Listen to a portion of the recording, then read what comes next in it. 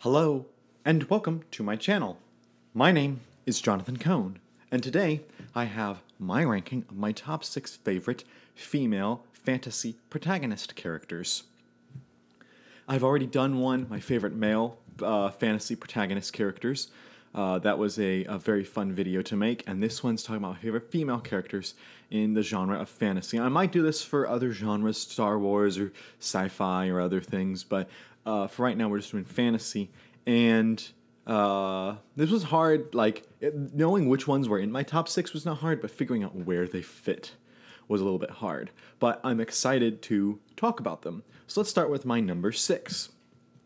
My number 6 is Fang Ruinen, also known as Rin, from the Poppy War series. And by the way, I'm going to hold up the book that I think the character was the best in the series, or if it's standalone, whatever that book was. But for Fang Ruinen, or Rin, I'm going to mention The Dragon Republic. This is a much darker series than I normally like. It's really much grimdark fantasy. And what I really like about this book and the characters in general is the empathy that you feel for them because of just how bad their situation is. And throughout the series, Fang Ruinen, or Rin, is faced with tough choices. She always has the most difficult things to decide. Life and death decisions for her friends, for her family, for her country. She has a lot of big decisions to make, and yet she works hard to make them properly. And throughout this trilogy, she is just such an entertaining character because of how difficult her life is. And I think that she's not quite as strong in book 1, but I think that in books 2 and book 3, she really has a good opportunity to shine. And so it was hard to pick between book 2 and 3 for her, but I'm going to say book 2 because of some things that happen in book 3. But I really think that her darkness and the difficult decisions she has to make really made me empathize with her. And also, she's got some great humor sometimes that is kind of dark. She's also got some really sweet moments, some really evil moments, and some really great moments. So she's got all the types of moments. So that's why Fang Ruinen is my number 6. Getting into my number 5 is the character of Rhapsody from the Rhapsody series, The Symphony of Ages. This character could have been significantly higher in the list. She could have been in the top 1 or 2. But after I read the second book in the series, Prophecy, she dropped a lot for me because I just didn't like where they went with her there. But in this book in particular, Rhapsody, her ability to make the audience feel things is great. Her story is tragic. Her life is tragic, and yet she has this innocence, this sweetness to her, this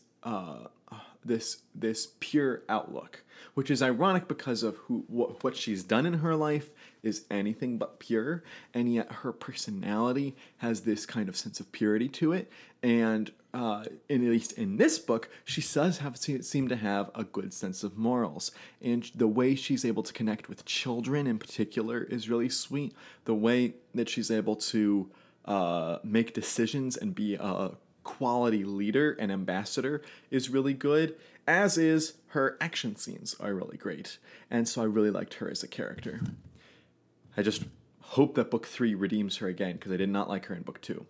Next we get to my number 4 is from the Rune Lord series, and that is Marima, and I'm going to specifically mention Brotherhood of the Wolf.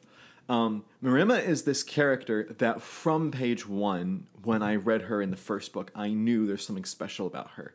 And she just has this spunky attitude that really makes her stand out. And then when you combine that spunky attitude with her kind of determination to join the club, to essentially join the boys' club, it's very entertaining. And then you have her tapping into the magic and action scenes that are in this series, particularly in this book. This is from one of the scenes in the book, and it's a beautiful cover, and it also works really well because it's really it envisions what I thought of that scene. And I think that Marima does a great job of embodying the strong female character without just becoming like trying to horseshoe her into becoming like a male character. Like she still has a lot of the attributes that great female characters have. So I really thought she was entertaining in this book and in this series, and I really like where her character goes in this book and in books beyond. She's also in other Rune Lords books that I really enjoyed. Next, we're getting to my number 3, and my number 3, it's kind of a cop-out. It's a tie between two characters from the same book, and that is both Ciri and Vivenna from Warbreaker. So technically this is like a top 7, but I'm going to call it a top 6 because I'm tying them and putting them together because I feel the same way about them. These are fantastic characters in this book. And this is a standalone book for now. Maybe they'll do more books in the future. I know technically Vivenna's shown up in other Cosmere projects, but I really don't remember her from those. This is the only one I really am counting for her character. And you have Ciri, who's the girl who's sent away, and and she's not even supposed to be the one sent away. It's supposed to be Vivenna. So Ciri's unprepared. She's not been paying attention to the political lessons or the cultural lessons that she needs, and yet she has to basically find her way in this new country with this new husband that she's not even allowed to talk to. And she also has to deal with all the customs of the people, which are very different, and she has to deal with their religion and all that weird stuff. And so she is a very competent character, and the way she's able to learn things really fast is great. On the flip side, you have Vivenna, who was supposed to go, but Ciri was instead. So Vivenna decides she's going to go and rescue Ciri.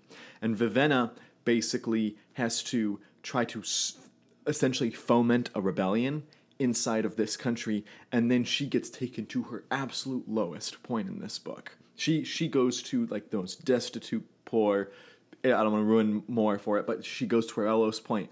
And then the author raises her up again, and you see her in a very good place later in the book. And the way that she just keeps trying, and the way that she learns from things, Vivenna makes a lot of mistakes in this book, and she learns so much. And her views on religion and her views on culture change so much because of how she interacts with others. And you see her grow as a character just in this little book. And it's not even like one character, like there's 3 main plot lines, really a 4th one, but 3 main plot lines in this book, so they have to split it up between the 3 of them. So the fact that she only gets about a third of the book, and yet Vivenna is just as strong as Ciri, and both of them are in my top echelons, show that Brandon Sanderson just had a real economy of character development. He was able to squish a lot in there in just one little book. My number 2 had to have not Game of Thrones, Wheel of Time character on here. There were a couple I could have chosen, but there is one Wheel of Time character, that woman that really stands out to me, and that is the character of Egwene Alvear. And I'll specifically mention her appearance in Knife of Dreams. I thought that she was particularly excellent here. I'm going to have to be very careful with how I talk about her, because I really don't want to spoil her character if you're reading the Wheel of Time series. So let me tiptoe this very carefully. She has some moments in her life that completely change the way that she views herself and changes the duties that she has, both as an individual and as an Aes Sedai. And the way that she's able to manage her new found place in life is incredible. And the deftness that she handles things is incredible.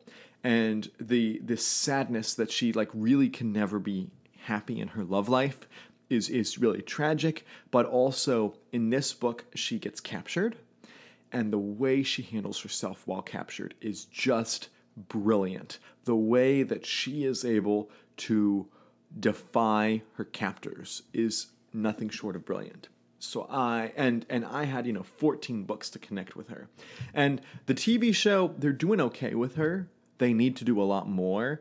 The TV show hasn't really hooked me in the same way that the books did. Now, it took a while for the books as well, so the TV show still has the opportunity to get to where the books did. But I really like her character in the books. And I thought that she absolutely, in this book and in the next book, she peaked as a top-tier fantasy character for me, female or male. She was just fantastic there. Now we're getting to my number one, which shouldn't be a surprise to anyone if you know my personal tastes, and that is Serenity from Elantris. It's my favorite novel of all time, favorite Cosmere book, fantasy, favorite everything. I love this book.